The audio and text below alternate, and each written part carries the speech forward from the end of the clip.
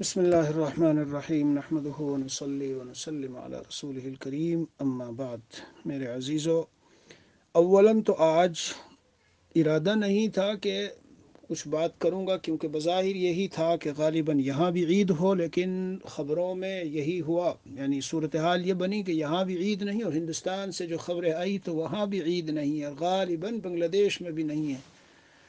ہمارے حجاز کے ساتھی اور سعودی وغیرہ میں رہنے والے، اور اسی طرح سے پاکستان میں ماشاءاللہ ان لوگوں کے یہاں عید ہے۔ اللہ مبارک فرمائے، جو اعمال کی حق سبحانہ و تعالی نے توفیق دی۔ تقبل اللہ منا صالح الاعمال، بارک اللہ لنا ولکم فی العید، وتقبل اللہ تعالی منا ومنکم۔ تو ارادہ یہی تھا کہ عید کا دن ہے تو کیا بیان کریں، لیکن بہت سی جگہوں میں عید نہیں ہے، اس لیے آج زیادہ تفصیل سے بات نہیں کروں گا۔ کچھ لوگوں کے سوالات ہیں یہی عالم برزخ کے تعلق سے، تو میرا جی چاہا کہ یہ سوالات کے جوابات دے دیتا ہوں، اور کچھ اور تھوڑی سی باتیں بتاتا ہوں، اور قیامت کا جو معاملہ ہے آگے وہ سب انشاءاللہ عید کے بعد ہو سکتا ہے کہ ایک قسط میں آدھے گھنٹے کی نشست میں یا تو دو میں انشاءاللہ اس کو میں تفصیل سے بیان کروں گا۔ قیامت کے میدان کا، اور سور پھونکے جانے کا، اور پھر حساب و کتاب، پل صراط اور شفاعت، یہ سب جیسے کہ میں نے عرض کیا، پھر جنت کا آخری انشاءاللہ ہم سب کا مستقر ہوگا۔ اللہ تعالیٰ اپنی رحمت سے ہم سب کو اہل جنت میں شامل فرمائے۔ تو اس لیے بہرحال آج بنیادی طور پر یہی ہے کہ بعض ساتھیوں کے کچھ ایسے سوالات ہیں وہ آپ سے عرض کروں، اور مزید اس کے تعلق سے کچھ تفصیلات عالم برزخ کی نسبت سے بتاؤں۔ اس سے پہلے کہ وہ سوالات عرض کروں، حضرت تھانوی نور اللہ مرقدہ کا ایک بڑا مفید مضمون ہے اس کے متعلق، جو میں نے خود اپنی کتاب معمولات یومیہ میں لکھا، اور لکھا اس لیے کہ اکثر لوگوں کو مرنے کے بعد جو زندگی آنے والی اس سے وحشت رہتی ہے اور ایک خوف چھایا رہتا ہے۔ حالانکہ نیک عمل ہے، ایمان ہے، سب کچھ ہے، لیکن ان کو یہ محسوس ہوتا ہے کہ وہ قبر کا ایک گڈھا ہے، اس میں جا کے عجیب انداز سے بس دبا دیے گئے اور پڑھو، تو جسم کا اصل معاملہ ہے اس کے ساتھ۔ اس لیے حضرت تھانوی قدس سرہ کا ایک چھوٹا سا مختصر سا مضمون میں عرض کروں گا انشاءاللہ، اور اس کے بعد پھر کچھ سوالات اور جوابات، اور بس یہ نشست پوری ہوگی۔ امید ہے کہ یہ آج اتنی لمبی نہ ہو۔ حضرت تھانوی رحمۃ اللہ علیہ نے ارشاد فرمایا، غور سے سنیے، لوگ عام طور سے یہ سمجھتے ہیں کہ جب انسان مر جاتا ہے، قبر میں اس کو ڈال آتے ہیں، وہاں وحشت کدے میں تنہا پڑا رہتا ہے، اور ایسی حیات مثل عدم حیات کے ہے، یعنی ایسی زندگی بغیر زندگی جیسی ہے۔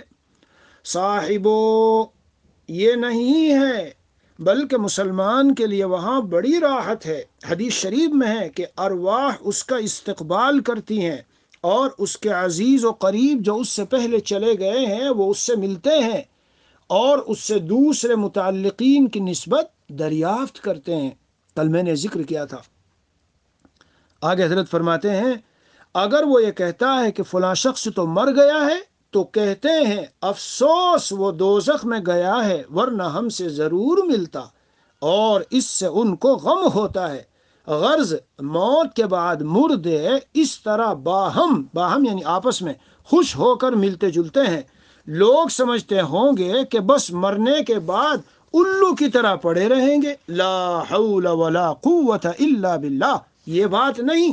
یاد رکھو کہ قبر اس گڈھے کا نام نہیں ہے۔ سن لیجئے غور سے، مجدد تھانوی رحمۃ اللہ علیہ کا مضمون بیان کر رہا ہوں۔ یاد رکھو کہ قبر اس گڈھے کا نام نہیں، حضرت ہی کے الفاظ بھی ہیں، یہ تو صورت قبر ہے، اور حقیقت میں قبر عالم برزخ کا نام ہے۔ وہاں سب جمع ہوتے ہیں، اور پاکیزہ لوگوں کا مجمع ہے۔ دنیا میں تو جدا بھی ہو سکتے ہیں، جیسے کوئی ملازمت سے رخصت لے کر آئے اور اپنے لوگوں کے پاس رہے، جب رخصت ختم ہوگی تو جدائی ہو جائے گی۔ تو دنیا کا تو ایسا اجتماع ہے، اور وہاں کی یکجائی ختم نہیں ہوتی، وہاں تو عیش ہی عیش ہے۔ بات یہ ہے کہ حقیقت نہ جاننے سے لوگوں کو موت سے وحشت ہو گئی ہے، ورنہ موت تو لقائے حبیب کے لیے، یعنی محبوب کے ملاقات و دیدار کے لیے ایک جسر یعنی پل ہے کہ اس سے گزرے اور لقائے حبیب ہو گئی۔ اور لقائے باری تعالی یعنی اللہ تعالی سے ملاقات سے کون سی اچھی چیز ہوگی؟ آگے حضرت فرماتے ہیں دنیا کی مثال آخرت کے سامنے ماں کے رحم کی سی ہے، ماں کے پیٹ کی سی۔ جب تک بچہ ماں کے رحم میں رہتا ہے اسی کو سب کچھ سمجھتا ہے۔ اگر اس سے کہیں تو تنگ جگہ سے نکل، یعنی اگر اس وقت کوئی کہے تو تنگ جگہ سے نکل، اس سے فراغ جگہ موجود ہے، کشادہ جگہ موجود ہے، تو وہ یقین نہ کرے گا اور جانے گا کہ یہی ہے جو کچھ ہے۔ مگر جب باہر آتا ہے تو ایک بڑا عالم دیکھتا ہے کہ رحم کو یعنی ماں کے پیٹ کو اس سے کچھ بھی نسبت نہیں، اور اب اس سے کہا جائے کہ تو رحم میں واپس جانا چاہتا ہے تو وہ کبھی منظور نہ کرے گا۔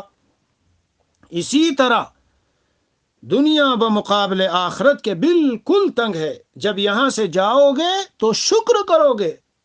اللہ تعالی ہم سب کو ایمان کامل کے ساتھ لے جائے۔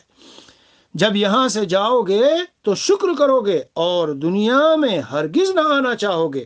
جب اللہ تعالیٰ کے پاس پہنچنے کا وقت قریب آتا ہے اور اس عالم کی چیزوں کا انکشاف ہوتا ہے، یعنی وہ نظر آنے لگتی ہیں، جی وہ نظر آنے لگتی ہے، اس کا انکشاف ہوتا ہے، اس وقت اگر مومن کو کوئی حیات افزا چیز دے کر کہا جائے، یعنی زندگی بڑھانے والی چیز دے کر کہا جائے کہ لو اسے کھا لو تاکہ تم مدت دراز تک، لمبی مدت تک زندہ رہو، تو وہ لات مار دے گا اور چاہے گا کہ فوراً مر جاؤں۔ ملفوظات حکیم الامت صفحہ 33۔ کتنی قیمتی بات ہے میرے پیارو، میرے عزیزو اور یہ دینی باتیں سننے والوں، موت ہمارے لیے گھبرانے کی چیز بالکل نہیں۔ بس ہمیں چاہیے کہ ہم تقوی پر رہیں، بس ہمیں چاہیے کہ اللہ کی بندگی پر رہیں۔ دنیا میں رہتے ہوئے لوگوں کے حقوق سے خاص طور سے بہت اہم معاملہ ہے۔ میں ہمیشہ اپنے بیانات میں توجہ دلاتا ہوں، اور حکیم الامت ماشرف علی تھانوی رحمۃ اللہ علیہ کہ ہمارے سلسلے کے جتنے حضرات ہیں وہ جانتے ہیں، وہاں عبادات اور ذکر و اذکار پر زیادہ زور نہیں تھا، بلکہ وہاں اسی چیز پر زیادہ زور تھا۔ جی ہاں، روایتوں میں صراحتاً ہے۔ ایک دن میں نے بیان کرتے ہوئے روایت پیش کی، ایک صحابی رسول صلی اللہ علیہ وسلم نے خدمت میں حاضر ہو کر عرض کیا، یا رسول اللہ اگر میں اللہ کے راہ میں شہید ہو جاؤں تو مجھ کو کیا بدلہ ملے گا؟ آپ علیہ الصلوۃ والسلام نے فرمایا جنت۔ جب وہ لوٹ کر جانے لگے تو آپ علیہ الصلوۃ والسلام نے اس کو بلا کر فرمایا بشرطے کہ تجھ پر کسی کا قرض نہ ہو۔ یہ بات اور یہ حکم مجھے حضرت جبرائیل علیہ السلام نے ابھی ابھی سنایا ہے۔ یہ حدیث ہے جو میں پیش کر رہا ہوں میرے پیارو۔ اس لیے بندوں کے حقوق سے ہمیشہ اپنے کندھے کو خالی رکھو۔ اور اسی طرح ایک بات سنو، کل میں نے عرض کی تھی، باقاعدہ حدیث شریف سے سناتا ہوں پڑھ کر، اپنا جس کے پاس کچھ حقوق ہو، قرضے ہو، وصیت امانتیں ہو، میراث ہو، مال ہو، چیزیں ہو بکھری ہوئی، تو میرے عزیزو اپنی وصیت کو تیار رکھو۔ حضرت قیس بن قبیصہ رضی اللہ عنہ سے روایت ہے، نبی کریم صلی اللہ علیہ وسلم فرمایا جو شخص بغیر وصیت کے مرتا ہے، مرنے کے بعد ایک نظام ترتیب جو میں نے سمجھائی کہ ملاقات ہوتی ہے، ارواح ملتی ہیں، پہلے جو متعلقین گئے وہ ملتے ہیں، حضور صلی اللہ علیہ وسلم فرماتے ہیں جو بغیر وصیت کے مرتا ہے اس کو مردوں کے ساتھ کلام کرنے کی اجازت نہیں ملتی۔ ظاہر ہے سے وہی وصیت مراد ہے جب کسی کے ذمے میں ہو۔ عرض کیا گیا یا رسول اللہ کیا مردے بھی آپس میں ملتے ہیں؟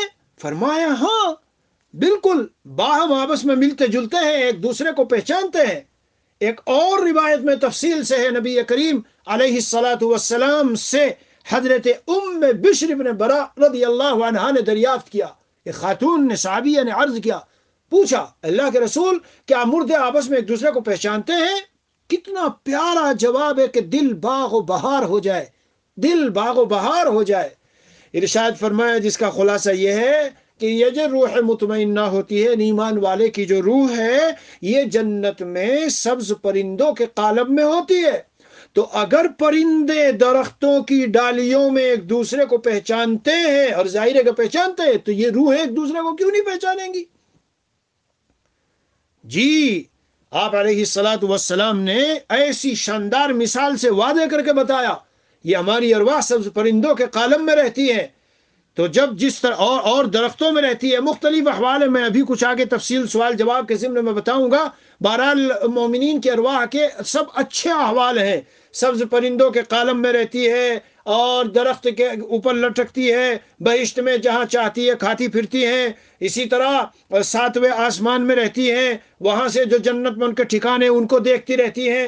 یہ مضامین جو میں نے کل بیان کیے تھے نا، اسی سے متعلق بعض ساتھیوں کے کچھ سوالات ہیں، ان کو سن لیجئے۔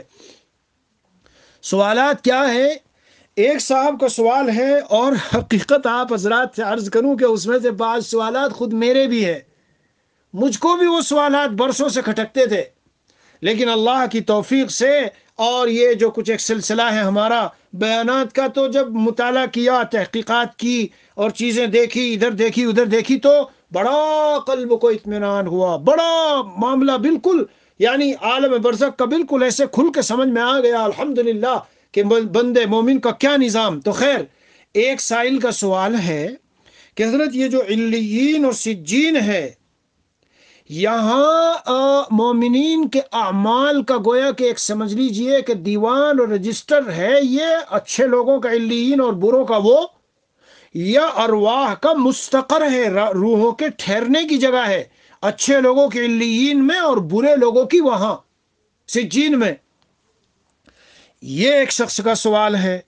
ایک کا سوال یہ ہے کہ حضرت حدیث شریف میں آیا ہے کہ نم کنومۃ العروس، کہ جب مومن اچھی طرح سوال جواب وغیرہ دے چکا ہوتا ہے تو اسے خطاب ہوتا ہے کہ مطلب جنت کی کھڑکی کھل گئی اور زمین قبر تا حد نگاہ کشادہ کر دی گئی، قبر تا حد نگاہ کشادہ کر دی گئی۔ یہاں بیچ میں ایک بات بتاؤں بہت ہی قیمتی ہے، جیسے ہمارے استاد مرحوم ابھی حضرت مفتی سید صاحب پالن پوری رحمہ اللہ کا اپنے وطن سے بہت دور انتقال ہوا، تو میرے عزیزوں اور میرے بھائیوں یہاں ایک بات بتاتا چلوں، حدیث شریف میں یہ مضمون آیا، جناب نبی کریم صلی اللہ علیہ وسلم کا فرمان ہے کہ اس طرح سے دور دراز جب کسی کا انتقال ہو تو جتنی زمین وہاں سے وہاں تک بنتی ہے جہاں پر وہ ٹھہرتا ہے جو اس کا وطن ہے، وہ تمام زمین تا حد نگاہ اس کی قبر اتنی کشادہ کر دی جاتی ہے جتنی جگہ جتنی دوری پر اس کا انتقال ہوا۔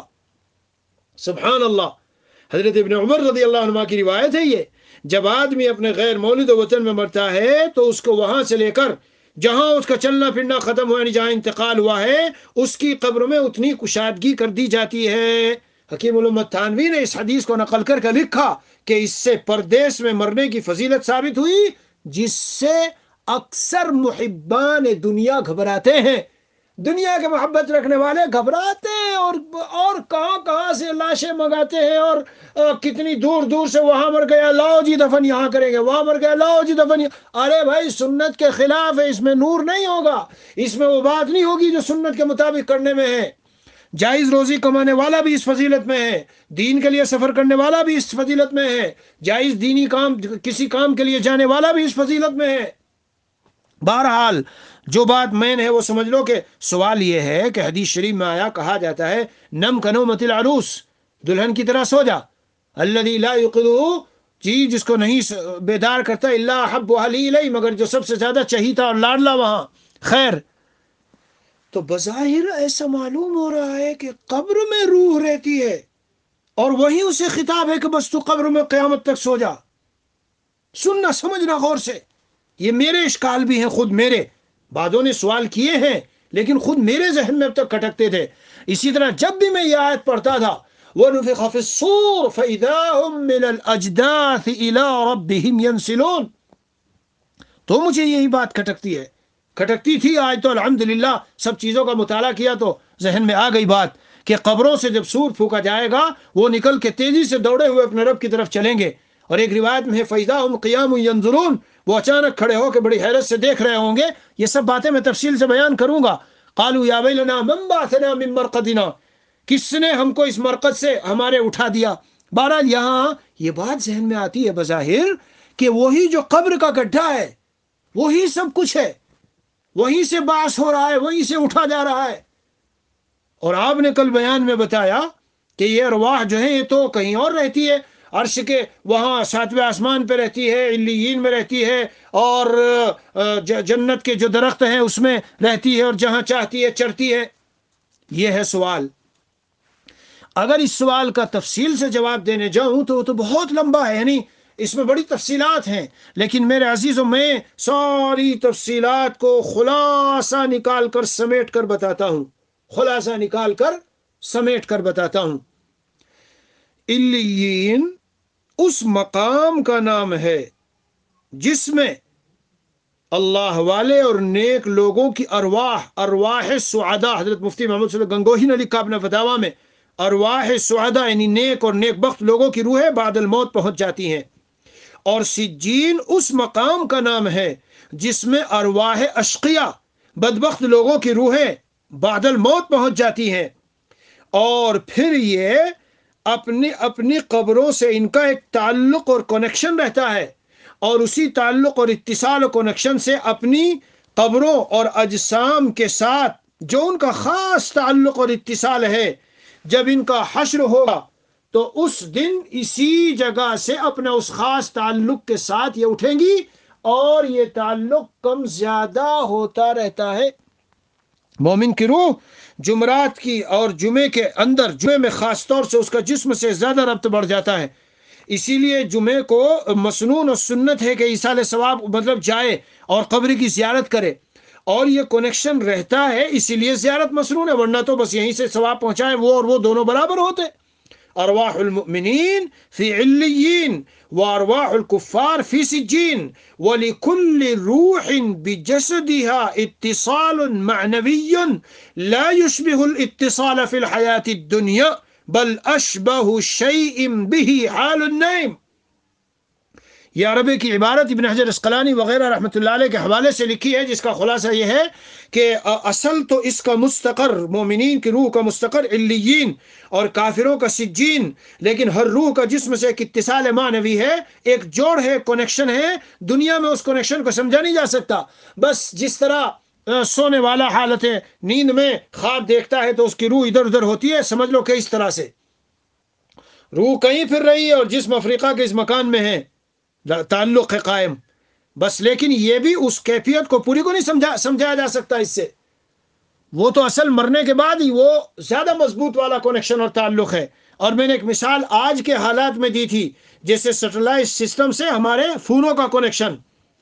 بہرحال تو خلاصہ یہ ہے کہ علیین کے بارے میں تو یہ جواب ہے۔ اب بعضوں نے وہ بات کہی ہے کہ اصل میں یہ ایک ایسی جگہ ہے جہاں ان کے اعمال وغیرہ کو لکھا جاتا ہے، لیکن بعض کا قول ہے، مگر زیادہ تر یہی بات ہے جو میں نے عرض کی ہے کہ اسم لجہنم، سجین جہنم کا نام ہے بیزائل علیین، علیین کے مقابل میں، اور علیین یہ جنتیوں کی جو جنت میں جگہ ہے اس کا نام ہے۔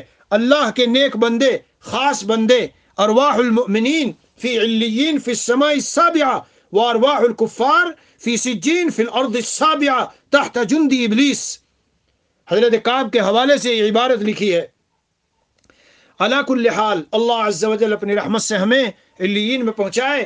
اب یہ جو دوسری بات ہے نم کا نومت العروس، اس کو سمجھ لیجئے کہ دلہن کی طرح سے سو جا، یہ جو خطاب ہوتا ہے، جواب اس کا یہ ہے کہ اصل میں یہ خطاب اسی شخص کو ہے، اور روح مع الجسم کو ہے، صرف جسم کو نہیں، روح مع الجسم کو، لیکن اس روح کا جسم کے ساتھ ایک کافی قریبی گہرا تعلق زیادہ رہتا ہے جب تک جسم برقرار ہے، اور جب جسم بالکل سڑ کر گل کر بالکل ختم ہو گیا تو پھر اس کا تعلق بھی اسی حساب سے کمزور پڑ جاتا ہے۔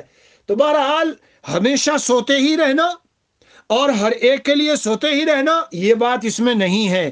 نمبر 2، اس سے یہ لازم نہیں آتا کہ روح بھی جسم کے ساتھ قبر کے اندر ہی ہے، صرف اتنی بات سمجھ میں آتی ہے کہ روح کا جسم سے تعلق اس درجے کا ہے کہ اسے کہا جا رہا ہے سو جا، کیونکہ سونا اور بٹھانا اور کھلانا اور یہ ساری چیزیں جو ہے یہ اصل میں جسم کا خاصہ ہے۔ تو بے شک آپ کا سوال درست ہے، یہ معاملہ قبر ہی میں پیش آ رہا ہے، لیکن اس وقت میں یہ ضروری نہیں ہے کہ قبر کے اندر روح بھی پورے طور سے موجود ہو، لیکن بعض عبارتوں میں یہ بات ہے کہ اول کچھ دنوں تک روح کا جسم کے ساتھ جتنا گہرا تعلق ہوتا ہے، پھر آہستہ آہستہ وہ کمزور پڑتا جاتا ہے۔ اس لیے اب یہ بات سمجھ میں آ گئی کہ نم کا نومت العروس اگرچہ کہا جائے، مگر میرے پیاروں اور میرے عزیزوں اور میرے بھائیوں اور بیان سننے والے ایمان والوں، یہ خوشی مناؤ، یہ خوشی مناؤ، اور یہ یاد رکھو کہ مومنین کی ارواح کا مسکن تو، مومنین کی ارواح کا مسکن تو اصولی طور پر اللہ عز و جل کے یہاں جی جو علیین مقام ہے، اور جو میں نے بتایا جنت کے درختوں میں ہیں، اور جو میں نے بتایا کہ فی حواصلی جو سبز پرندے ہیں، اور واحن خضرن سبز پرندوں کے پوٹوں میں ہیں، اور بعد میں سفید پرندوں میں، اور بعد میں کہ اس کو شکل ہی ایسی دے دی جاتی ہے کہ وہ اسی طرح سے چلتی پھرتی ہے روح۔ الغرض قصہ مختصر، یہ اللہ والے نیک مومن بندوں کی روحیں قبر میں مقید نہیں رہتی۔ بعض علماء نے لکھا هذه مسئلة عظیمة تکلم فیها الناس واختلفوا فیها، بڑا مسئلہ ہے، اس میں بہت اختلاف ہوا کہ ارواح کا مسکن کیا ہے۔ فقال قائلون، لیکن ایک بڑی تعداد اس کی قائل ہے، ارواح المؤمنین عند اللہ فی الجنہ شہداء کانوا ام غیر شہداء، مومنین کی ارواح چاہے وہ شہداء ہو یا غیر شہداء ہو، وہ تو جنت میں ہیں اللہ تعالیٰ کے یہاں۔ اب جنت میں ہونے کی، جیسے میں نے ابھی حدیثیں سنائی، ابھی ایک حدیث سنائی جس میں حضور پاک صلی اللہ علیہ وسلم نے فرمایا کہ جس طرح درختوں پر پرندے ایک دوسرے کو پہچانتے ہیں، تو یہ مومنین کی ارواح جب جنت میں درختوں میں ہیں تو کیوں نہیں ایک دوسرے کو پہچانیں گی۔ اسی طرح ایک حدیث میں نے سنائی، حدیث کے حوالے سے باتیں کر رہا ہوں، کہ عرش پر، عرش کے نیچے یہ ارواح ہیں اور وہاں سے اپنے ٹھکانوں کو دیکھتی ہیں۔ اسی طرح ایک حدیث میں ہے کہ صبح شام مومنین کو ان کے ٹھکانے دکھائے جاتے ہیں، اور جہنمیوں کو بھی، کیونکہ یہ اصل، یہ تو برزخ ہے، یہ تو برزخ ہے، پورے طور پر جی جب جنت کا فیصلہ ہوگا، جنتیوں کو جنت میں اور جہنمیوں کو جہنم میں، وہ تو پورا قرآن بھرا ہوا ہے اس سے۔ وَنُفِخَ فِي الصُّورِ فَإِذَا هُم مِّنَ الْأَجْدَاثِ إِلَىٰ رَبِّهِمْ يَنْسِلُونَ وَنُفِخَ فِي الصُّورِ فَصَعِقَ مَنْ فِي السَّمَاوَاتِ وَمَنْ فِي الْأَرْضِ وَسِيقَ الَّذِينَ كَفَرُوا إِلَىٰ جَهَنَّمَ زُمَرًا وَسِيقَ الَّذِينَ اتَّقَوْا إِلَى الْجَنَّةِ زُمَرًا وغیرہ وغیرہ۔ بہرحال یہاں تک جو باتیں تھی، بعدوں کے سوالات اور باتیں، وہ میں نے عرض کر دی۔ بہت سے لوگ غلط خیال رکھتے ہیں، اس کی بھی تردید کر دوں کہ مرنے کے بعد روح گھر پر آتی ہے، بالکل غلط۔ اتنے دنوں تک اپنا وہ دیکھتی رہتی ہے، بالکل غلط، کوئی تعلق نہیں۔ بس اتنا ہے، مرنے کے بعد روح اپنا غسل اور یہ سب دیکھتی ہے، تجہیز و تکفین وغیرہ کو دیکھتی ہے جی۔ لیکن جب وہاں سے چلی گئی، مجدد تھانوی رحمۃ اللہ علیہ نے بڑی قیمتی بات ارشاد فرمائی ہے، یا تو روح معذب ہے، عذاب میں ہے، تو کہاں فرشتہ اس کو آنے دیں گے دنیا کی طرف، اور یا تو روح مزوں میں ہے، تو جو روح وہاں مزوں میں ہوگی، جنت کی نعمتوں میں مزے لے رہی ہوگی، میرے پیاروں، اسے دنیا میں آنے کی کیا ضرورت ہے، وہ کیوں آئے گی؟ سوال، ایک اور سوال، کیا کبھی کبھی یہ اللہ کے نیک بندوں، شہداء وغیرہ کی ارواح دنیا میں آ جاتی ہے؟ الجواب جی ہاں، اللہ عز و جل کبھی اگر بعض بندوں کی روحوں کو اجازت دے دیں تو وہ آ جاتی ہے۔ ایک شہید کا واقعہ لکھا ہے کہ اس کے جو ہے کچھ انتقال ہو چکا تھا کافی پہلے، اب وہ گھر کی طرف آ رہا ہے تو اس کی امی دور سے دیکھ کر کے کہنے لگی، یہ تو چال سے ایسا لگ رہا ہے میرا بیٹا آ رہا ہے۔ ابا نے کہا، تجھے وہم ہے، خلاصہ پیش کر رہا ہوں، کتاب میں واقعہ لکھا ہے، تجھے وہم ہو رہا ہے، کہاں سے آ گیا یہ؟ نہیں بالکل نہیں، ہو ہی نہیں سکتا، اتنے دنوں پہلے بیٹا انتقال کر گیا، تجھے لگ خام خواہ وہم ہوتا رہتا ہے۔ وہ قریب آ گیا اور اس نے کہا، السلام علیکم۔ یہ تو مچل گئے خوشی میں، بیٹا کیسے؟ آخر تم تو اتنے پہلے شہید ہو چکے تھے۔ فرمایا کہ اما جان، فلاں اللہ والے آج فلاں علاقے میں انتقال کیے ہیں، ان کی نماز جنازہ میں شرکت کے لیے ہم کو اجازت دی گئی، اور ہم آئے اور شریک ہوئے، تو میں نے یہ بھی اجازت لی کہ میں اپنے والدین کو سلام کر لوں، اجازت دے دی گئی مجھ کو۔ سمجھ لیجیے اچھی طرح سے، مستند واقعات بتا رہا ہوں۔ ابھی چند سال پہلے ہمارا خاص علاقہ ہے جی اپنے ہند کے پڑوس میں، وہاں کچھ بعض ایسے اللہ کے بندے پیارے ہو گئے اللہ کو، اور جام شہادت نوش کر گئے۔ گھر والوں نے کہنا شروع کیا، کیا خام خواہ کی شہادت، یہ کچھ نہیں ہے، سب بیکار ہے، سب لڑائیاں اور جنگیں اور فلاں اور یہ سب، میں نہیں مانتا کہ وہ شہید، اور میں نہیں مانتا اور یہ اور فلاں۔ وہ ایک دن مغرب کے بعد آیا، امی لیٹی ہے یا ابا لیٹے ہیں، اور انگوٹھا ہلایا، اماں جی ہاں، اور کہا کہ یہ کیوں کہتے ہو تم کہ میں بیکار ہو گیا، مردار ہو گیا، فلاں ہو گیا؟ ایسا نہیں ہے، میں نے آپ کے لیے بھی بہت کچھ، آپ دونوں اپنے لیے بھی بہت کچھ کمایا اور آپ لوگوں کے لیے بھی میں نے بہت کچھ کمایا ہے۔ یہ خبر آس پاس میں پھیلی تو بہت سے لوگ علماء وغیرہ قریب میں گئے اور اگلے دن جا کے کہنے لگے کہ بھائی اس طرح کی بات ہے، کہ ہاں وہ تو 2 دن سے آ رہا ہے اور یہ بات کہتا ہے۔ تو میرے عزیزو، ایسا کبھی، لیکن اپنے اختیار سے کوئی نہیں آ سکتا کہ مجھے آنا ہے تو میں آ جاؤں، نہیں۔ اللہ عز و جل بعد ارواح کو اس طرح کی اجازت اگر دے دے اور وہ آئے تو آ سکتی ہے، لیکن یہ کوئی عادت نہیں اور معمول نہیں اور ضابطہ نہیں ہے۔ اس لیے یہ کہنا کہ گھر پہ روح آتی ہے اور فلاں مہینے میں آتی ہے اور فلاں تاریخ میں آتی ہے اور دیکھنے یہ آتی ہے اور وہ دیکھنے آتی ہے، سب غلط باتیں ہیں۔ بہرحال یہاں تک میں اپنے مضمون کو روک دیتا ہوں، اور جب قیامت کا جو معاملہ ہے وہ بعد میں بیان کروں گا۔ تو میرے بیان سننے والے بھائیوں اور بہنوں، جو کچھ میں نے 2 دن میں آپ حضرات کے سامنے پیش کیا، اس تمام پیش کی ہوئی باتوں سے اتنی بات نکل کے جو سامنے آئی، میں خلاصہ بتاتا ہوں کہ ایک ایمان والے دیندار اللہ کے بندے بندی کے لیے دنیا سے جانے کے وقت میں بالکل گھبرانے کی ضرورت نہیں۔ جب ہم دنیا سے جا رہے ہیں تو جاتے وقت بھی احساس، جانے سے پہلے بھی سبحان اللہ سلام پیش کیا جاتا ہے، اور جاتے وقت میں آخرت کی چیزیں۔ بہرحال پھر تفصیل ہو جائے گی۔ تو جب ہم یہاں سے جاتے ہیں تو عالم برزخ میں حکیم الامت تھانوی رحمۃ اللہ علیہ فرماتے ہیں، جن نعمتوں کا ذکر فرمایا، دیکھو اتنی نعمتیں مل رہی ہے تو کیا چاہیے؟ نمبر 1، تمام تکلیفوں سے حفاظت، خوشخبری سنا دی گئی روح نکالتے وقت، لا خوف علیہم ولا هم یحزنون، نہ ڈرنا نہ غمگین ہونا۔ نمبر 2، وہ اندھیرے قبر کے سب ختم، روشنی دے دی گئی، وہاں عالم کے عمل کو منور شکل دی جاتی ہے اور نیک آدمی کی نیکیوں کو عذاب نہیں ہوتا۔ نمبر 3، عزیز و اقارب دوستوں سے ملاقاتیں چل رہی ہے، ملنا جلنا ہو رہا ہے، سبحان اللہ۔ نمبر 4، کھانے پینے میں فراخی اور جنت کی نعمتیں مل رہی ہے کھانے پینے کو۔ نمبر 5، شاندار قسم کا بستر، عمدہ قسم کا جنت کا لباس، یہ ہو رہا ملا ہوا ہے۔ نمبر 6، شاندار عمدہ قسم کا جنت سے آنے والی ہوادار مکان، اچھا مکان ہو اور گارڈن میں ہو اور ہوا آتی ہو چاروں طرف سے، کیا بہار ہے۔ پھر حضرت تھانوی فرماتے ہیں تفریح کے لیے باغ بھی ملا ہوا ہے جہاں مومن کی روح چل رہی ہے، پھر رہی ہے۔ نمبر 8، خوشی کی خبریں سننے کو ملتی ہے اور آپس میں ایک دوسرے کی پہچان ہوتی ہے۔ جو دنیا میں دوست تھے اللہ والے اور نیک لوگ، جیسے ہم اپنے مشائخ کے بارے میں سوچتے ہیں کہ جب دنیا سے جائیں گے تو حضرت مسیح الامت، حضرت تھانوی، حضرت والا، ہمارے اور بزرگان دین اور اللہ والے، صدیق اکبر رضی اللہ عنہ، فاروق، عمر فاروق اور بڑے بڑے جن کے ہم نام لیوا ہیں۔ جی ہاں، قیام گاہ کا عالی شان ہونا، جنت کے درختوں میں شاندار قسم کی جو ہے اعلیٰ درجے کی قیام گاہ، اپنا مقام جنت میں روزانہ نظر آنا اور دیکھنا اس کو، وغیرہ وغیرہ۔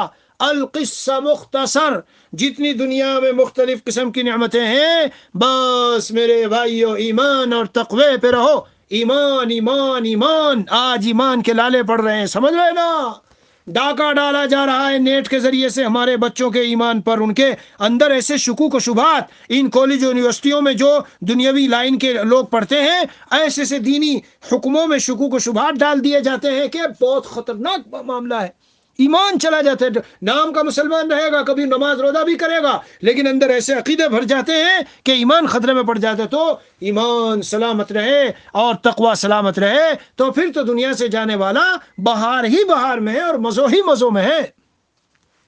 جی ہاں، اگر کسی کو اس کی نسبت سے کوئی اور بات دریافت کرنی ہو عالم برزخ کی تو انشاءاللہ معلوم کرے، میں اس کو جواب بھیج دوں گا، الگ سے بھیجوں گا، اور اگر کوئی ایسا اہم سوال ہوا تو اس کو گروپ پر بھی پھر ہم شیئر کر لیں گے، دوسروں کا بھی فائدہ ہو جائے گا انشاءاللہ۔ اللہ عز و جل مجھے اور آپ کو، ہم سب کو جاتے وقت میں جب دنیا سے جائے تو ساتھ ایمان کے دنیا سے اٹھائے۔ اور چلتے چلتے بس ایک بات اور کہہ دوں میرے عزیزوں اور بھائیوں، جب تک عالم برزخ میں ہیں، جب قیامت قائم ہوگی تب تو سب مر کے ختم ہو جائیں گے، لیکن جب تک ہم عالم برزخ میں ہیں تو یہ جو ہم نے پیچھے چھوڑا ہے مال مسالہ، کتابیں چھوڑی، شاگرد چھوڑے، دین سیکھنے والے سکھانے والے چھوڑے، میں جو یہ بیان کر رہا ہوں آپ لوگوں میں اسی لالچ میں کر رہا ہوں، اسی لالچ میں کر رہا ہوں۔ جی یہی لالچ ہے میرا، میں جاؤں گا تو جن کے دلوں میں دین اور ایمان آیا میری وجہ سے، وہ وہاں صدقہ جاریہ۔